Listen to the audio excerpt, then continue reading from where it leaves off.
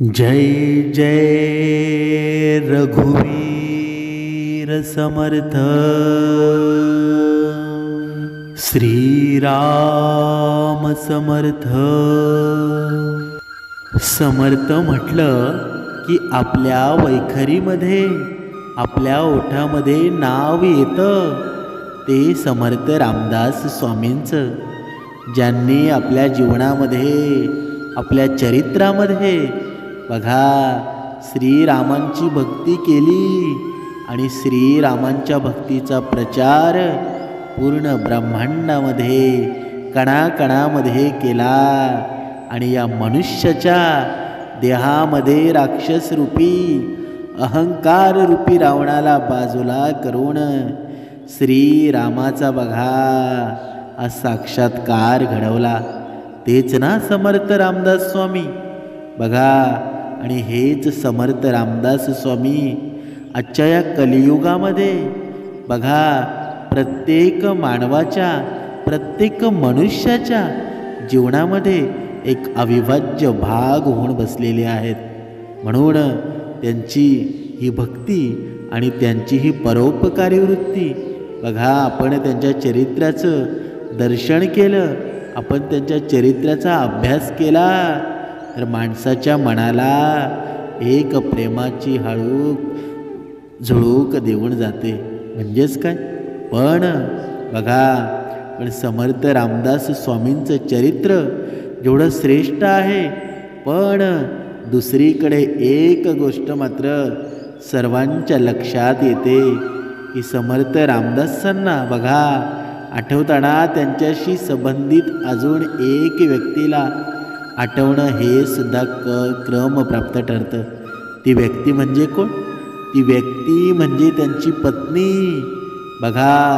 होय, समर्थांनी ज्या मुलीला लग्न मंडपामधून बघा अर्धवट सोडलं होतं त्या मुलीला त्यांची पत्नीच मी म्हणेल, कारण आज तिला आठवणं हे संयुक्तिक ठरेल, कारण या स्त्रीने समर्थांची आठवण आपल्या हृदयामध्ये शेवटपर्यंत जागृत ठेवली। ती नक्की स्त्री होती तरी कोण? नक्की ही स्त्री नक्की होती कोण हे बघा भरपूर भक्तांना माहीत नाही। म्हणून या निरूपणामध्ये ही स्त्री नक्की होती तरी कोण याचं आपण पूर्ण विवेचन करणार आहोत। समर्थांच्या चरित्राचा जर इथे अभ्यास केला तर काही लोक आहेत ते या लग्न मंडपामध्ये झालेल्या याच्यावर दोष ठेवतात, बोट ठेवतात, पण त्यांच्यासाठी सांगणं आहे बघा, काही लोक स्वतःपेक्षा इतरांच्या घरामध्ये काय चाललंय याची जास्त चिंता करतात बघा। पुढे सांगताना बघा आचार्य अत्रेंना हाच एका माणसाने प्रश्न विचारला होता, त्या मुलीचं पुढं झालं तरी काय? बघा समर्थांनी लग्न मंडपामध्ये सोडलेल्या तेव्हा आचार्य अत्रेंनी मार्मिकपणे उत्तर दिलं होतं की मला ते माहीत नाही, कारण मी त्यावेळी त्या लग्नात हजर नव्हतो बघा।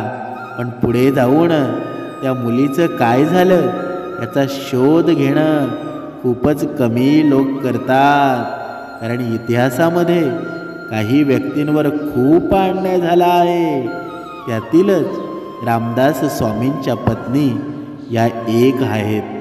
आज त्यांना आठवणं त्यामुळंच क्रम प्राप्त ठरतं, कारण रामदास स्वामी निघून गेल्यावर मुलीचे वडील मुलीला म्हणाले बघा, जेव्हा लग्न मंडपामधून रामदास स्वामी ज्यावेळी निघून गेले त्यावेळी त्या मुलीची काय अवस्था झाली असेल आपण विचारही करू शकत नाही बघा। हा प्रसंग आपल्यावर आणा आणि आपल्यावर जेव्हा हा प्रसंग निर्माण होईल, आपली जेव्हा मुलगी असेल तेव्हा आपल्याला कसं वाटू शकतं बघा। त्या मुलीचे वडील त्या मुलीला म्हणतात, बाळ आता तू घरी चल बघा। तर ती मुलगी बाणेदारपणे म्हणाली, बाबा तुम्ही कन्यादान केलं आहे, आता मी त्या घरात येऊ शकत नाही बघा। गंगाधर पंत समर्थांचे वडील बंधू मुलीला म्हणाले, मुली तू आपल्या घरी चल, मुलीप्रमाणे तुला सांभाळेन. त्यावेळी ती मुलगी म्हणाली, बाबा पाणी ग्रहण झालेलं नाही, मी तुमच्याकडे येऊ शकत नाही. मग त्या मुलीनं काय केलं, ती चालत राहिली. गावे मागे पडली, नगरं मागे पडली आणि तिला एक जंगल लागलं. बघा एवढी चालत राहिली, तिला काही सुचेनासं झालं. तिने ठरवलं की मी आता आई बापाकडे जाणार नाही. बघा त्या जंगलामध्ये ती चालत असताना तिला तिथे बघा एका झुडपामध्ये एक मंदिर दिसलं आणि त्या मंदिरातच राहण्याचा तिने निश्चय केला. तिने आजूबाजूची झुडपं साफ केली आणि एक अंगण त्या मंदिराभोवती बनवलं आणि ती तिथेच राहू लागली. बघा त्या अंगणामध्ये मुळे खेळायला येत असत, त्यांच्यावर तिने संस्कार करायला सुरुवात केली.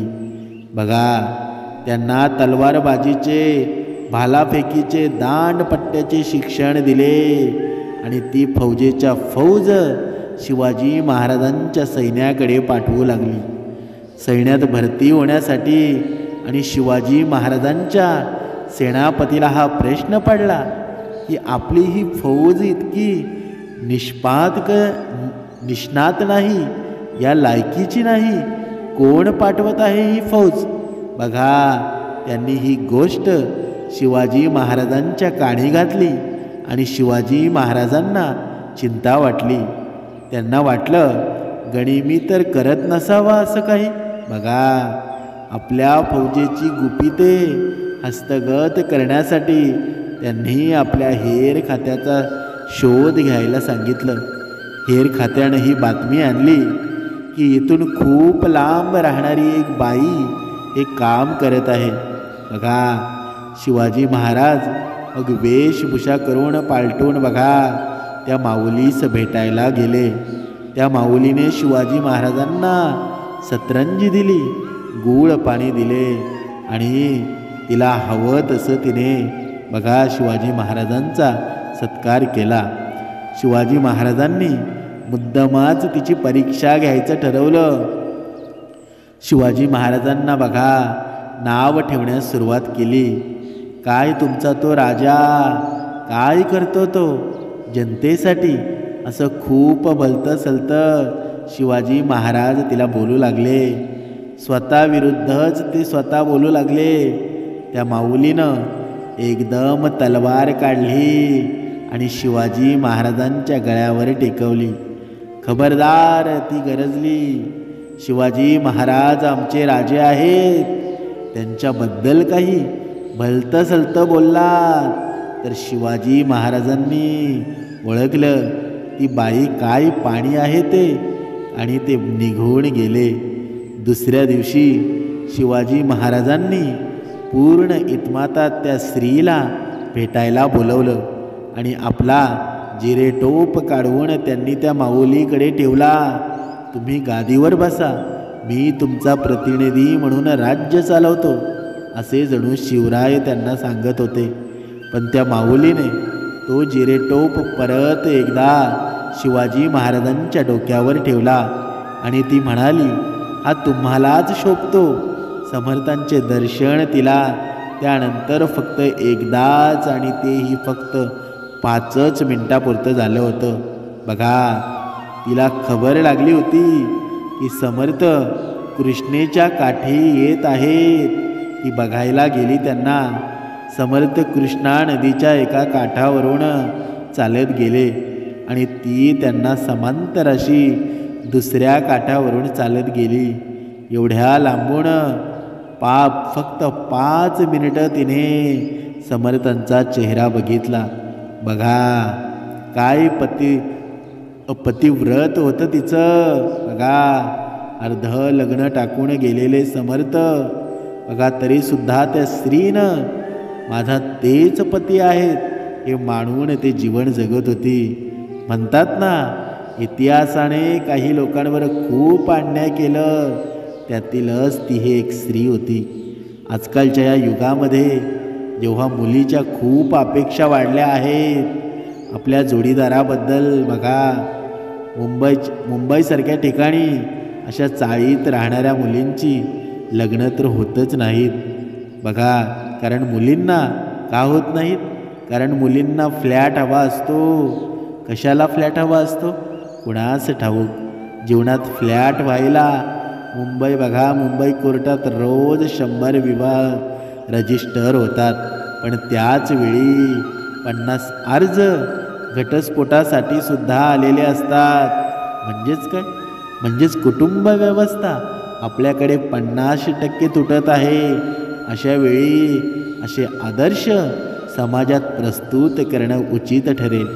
बघा, रशिया तुटला, इतरही देशांचे तुकडे झाले, पण भारताला तोडणं शक्य नाही हे अमेरिकेला सुद्धा माहीत आहे.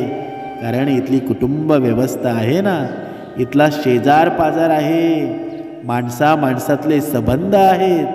बघा, एखाद्या शेजाऱ्याची बायको गावी गेली असेल तर त्याचा शेजारी त्याचं सगळं बघतो, त्याला जेवण देतो, सगळं काही पुरवतो. हेच अजूनही आपल्या गावाकडं अस्तित्वात आहे. म्हणूनच भारताला तोडणं शक्य नाही हे अमेरिकेला सुद्धा माहीत आहे. बघा, हल्लीच्या काळामध्ये स्त्री मुक्तीच्या वादलामध्ये जेव्हा अनेक घरे वाहून चालली आहेत तेव्हा असे आदर्श प्रस्तुत करणं हे नक्कीच उचित ठरेल. म्हणून तर रामायणसारखी, महाभारतसारखी अजूनही सगळीकडे वाचली जातात. तोच आदर्श आपल्याला रामदास स्वामींच्या पत्नीतही दिसतो. त्यामुळं आज रामदास स्वामींना आठवताना त्या माऊलीला आठवणं नक्कीच उचित ठरेल. कारण ती माऊली साधी होती का? बघा, ज्या माऊलीनं आपल्या पतीचा चेहरा पाहता क्षणी तिच्या मनामध्ये किती आनंद निर्माण झाला असेल. जेव्हा एखादी मुलगी असते, आपल्या नवऱ्याचा चेहरा बघते आणि लग्न लागायच्या अगोदरच काही क्षणात नवरा तिथून नाहीसा होतो. बघा, त्या स्त्रीच्या मनातील भावना काय असतील या वैखरीतून सांगणं खूप कठीण आहे. त्या माऊलीला सर्व भक्तांकडून, सर्व सदस्यांकडून दंडवत नमस्कार. जय जय रघुवीर समर्थ.